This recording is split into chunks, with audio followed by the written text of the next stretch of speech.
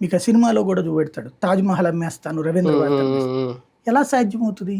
ఇప్పుడు for example మీరు ఒక పేపర్ తీసుకుని దాని మీదన ఒక స్టాంప్ పేపర్ మీదన నాకు ఇప్పుడు మనం ఉంటున్న ఆఫీస్ రాసి ఇచ్చేస్తున్నాను పెట్టేశారనుకోండి, దీన్ని రిజిస్ట్రేషన్ చేయించుకోవచ్చు మనం.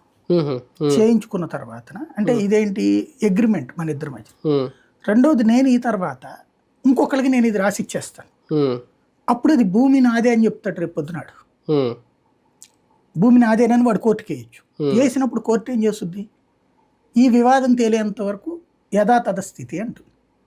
అప్పుడు మధ్యలో వాడు ఎవడైతే ఉంటాడో వాడు ఉంటాడు. ఇప్పుడు ఉన్నటువంటి వివాదాలన్నీ కూడా భారతదేశంలో హయ్యెస్ట్ డిస్ప్యూట్స్ 100 సంవత్సరాల క్రితం సర్వే చేయబడింది బ్రిటిష్ వాళ్ళ టైంలో, 100 ఏళ్ల క్రితం. ఆ తర్వాత సర్వే ఎవడు చేశాడు? ఈలోపు బ్రిటిష్ వాడు చొక్కల భూములని ఇట్లాంటి కొన్ని ఉన్నాయి, ఇది వక్ఫ్ భూములని, జమీందారీ భూములని, తర్వాత ఈనాం భూములని, ఇట్లా అనేక రకాల భూములు ఉన్నాయి.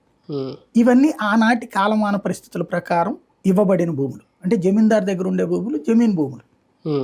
అట్లాగే మనకి ఈ వినోబా భావే గారి ఉద్యమం కారణంగా, భూదానోద్యమం కారణంగా కొన్ని భూములు జనాలు డొనేట్ చేసేసారు. అట్లాంటి భూములు కొన్ని, వీటిని